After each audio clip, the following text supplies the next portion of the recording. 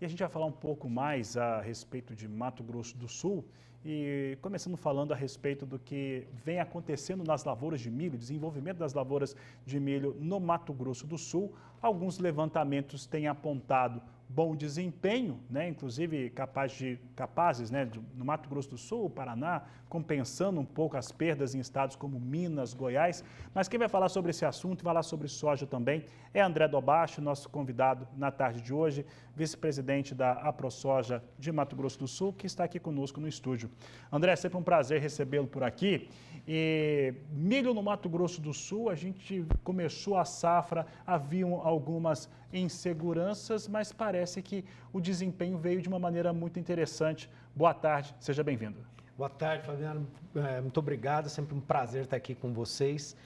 Realmente, a safra, ela iniciou de uma maneira bastante conturbada, até a safra de soja foi a mesma coisa, né? Então, a gente teve aí um período de estiagem bastante importante. O milho, se você pegar os dados da AproSoja, você percebe que ele foi colocado numa janela um pouco mais arriscada, essa safra, né? Então, nós iniciamos aí a marcha acelerada do plantio de milho já em meados de fevereiro. E ela foi se estendendo até final de março. Isso indica, até pelos nossos levantamentos aí, que a gente ainda tem milho em estágio vegetativo, né? Claro, tá embandeirando ali, tá entrando já no reprodutivo, mas numa janela já extremamente arriscada de produção e que faz o produtor ficar sempre de orelha em pé, porque agora vem frio, vem estiagem pesada, né? Bom, e você falou do frio, estiagem pesada, né? A preocupação maior, a geada. Agora há pouco a gente estava trazendo aqui no Agricultura BR a participação da minha colega do Clima e ela falava sobre efeitos do El Niño se intensificando nos próximos meses. Como é que a AproSoja, Fundação MS, Fundação Chapadão, a pesquisa no Mato Grosso do Sul está interpretando essa situação, intensificando El Niño nos próximos meses? Nós temos aí uma preocupação muito grande porque esse assunto ele tomou uma escala muito negativa para a gente, né? E faz com que o produtor rural fique aí cada vez mais apreensivo. Então, quando a gente pensa aí num El Niño, eles falam o pior da história, né? Dos últimos 150 anos e tal, para o produtor rural é uma coisa muito preocupante, porque nós já vivemos uma situação de custos elevados, né? Uma rentabilidade muito baixa, margem muito apertada na cultura da soja e do milho. E aí, quando você vê uma perspectiva de um clima desafiador, é ainda mais complicado para o produtor rural. O que a gente tem sempre indicado para o produtor é a cautela. Em primeiro lugar, a abertura de novas áreas, né? E com muita cautela nisso, porque a gente tem visto aí uma rentabilidade muito baixa, mas principalmente andar par e passo, custo de produção e comercialização. Então, a gente sempre incentivou o barter quando ele te dá a margem mínima para manter vivo, para se manter vivo. Nós estamos vendo aí em Brasília o PL 2951 da Tereza, que está muito conturbado para ser aprovado em função, que é do seguro rural, em função dessa insensibilidade do governo federal quanto ao seguro rural.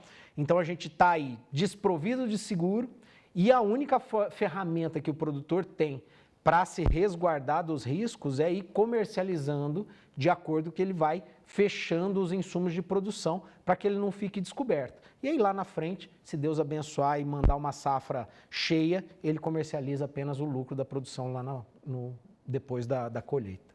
Bom, e você trouxe uns desdobramentos importantes aqui, passando sobre o que foi aprovado no Senado nessa semana, que segue para a Câmara Federal e que o ministro da Fazenda já prometeu que vai ter veto e, se derrubar veto, vão ao STF.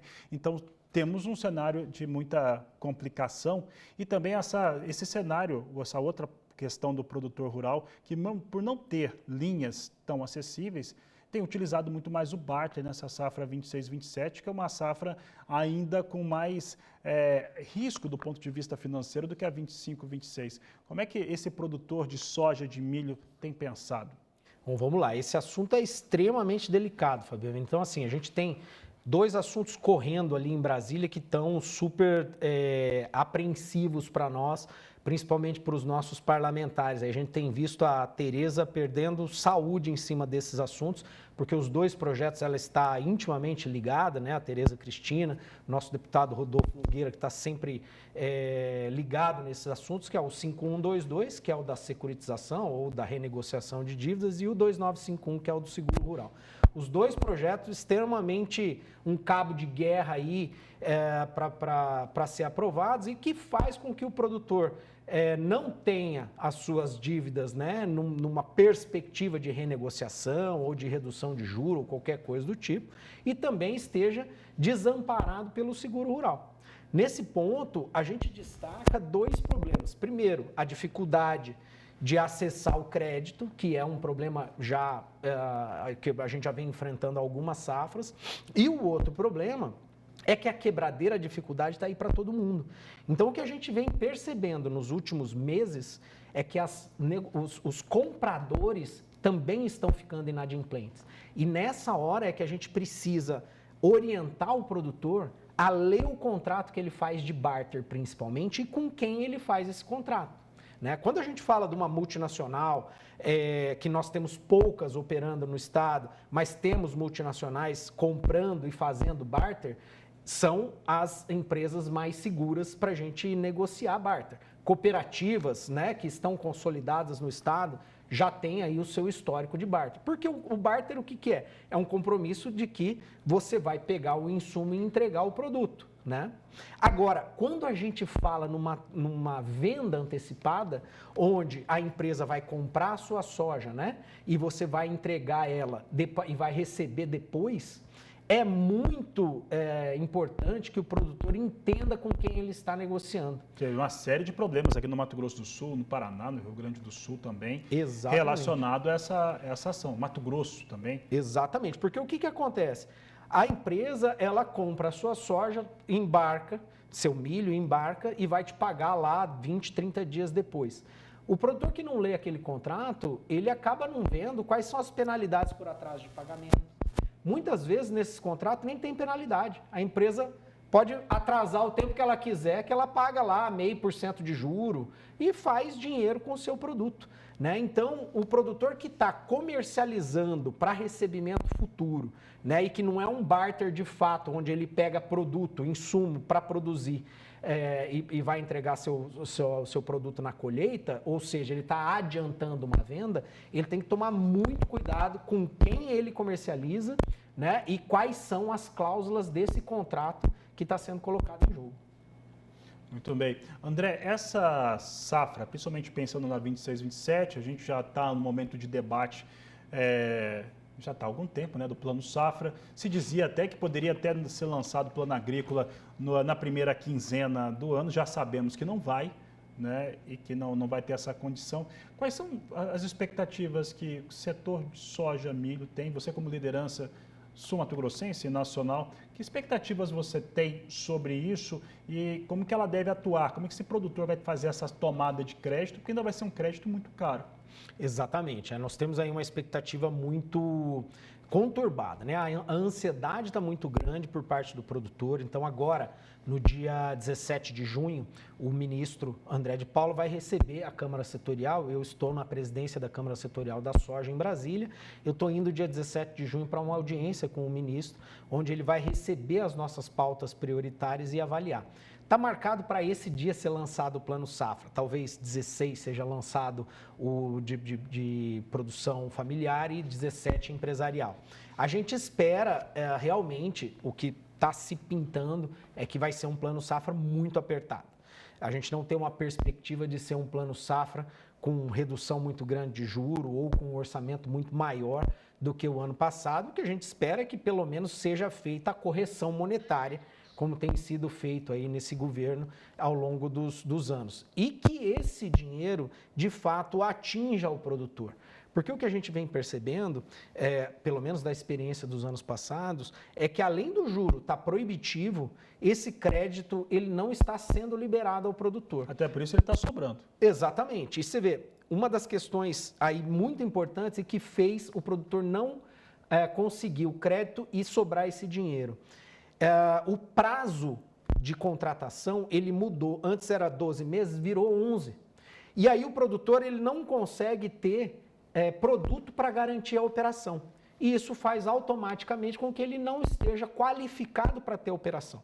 Mas, se você computar certinho o prazo que as linhas de crédito dão para você negociar, para você fazer o fechamento, não dá tempo hábil de você produzir, colher e ter um recibo de depósito, né, de grãos, para que você honre com essa operação que o Plano Safra está obrigando. Então, quer dizer, é uma coisa quase que proposital para que o produtor não tenha acesso a essa linha de crédito, mesmo que os juros estejam proibitivos. Então, assim, é uma ansiedade muito grande que a gente tem para saber o que vai vir aí pela frente. Aí é uma atuação da maneira, vou colocar o termo mesmo, covarde, às vezes, com o setor produtivo. Para encerrar, né, que a gente acabou entrando por essa questão de nova safra, como que esse produtor, seja do Mato Grosso do Sul, seja do Mato Grosso, do Paraná, onde ele estiver, como que ele vai conseguir ter essas medidas de austeridade, pensando no mercado que é muito desafiador para a soja, né? Um período em que você vai ter impacto de El Niño e tudo isso que a gente tem vivido em relação a acesso a crédito, acesso também a taxas mais competitivas?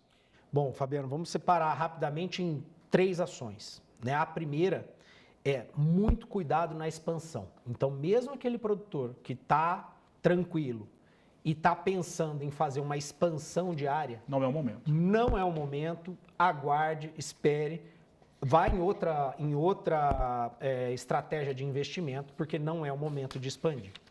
A soja, especificamente, a gente tem boas janelas de comercialização com essa oscilação que vem câmbio, Chicago, Estados Unidos, instabilidade política, né? Mexe com prêmio, às vezes. Exatamente. E aí a gente consegue fazer boas janelas de comercialização. Lembrando com quem a gente vai comercializar, né? A data de recebimento e tudo mais, para fazer boas travas e garantir uma rentabilidade mínima. Porque a soja 26, 27, ela ainda está com uma perspectiva de boa rentabilidade.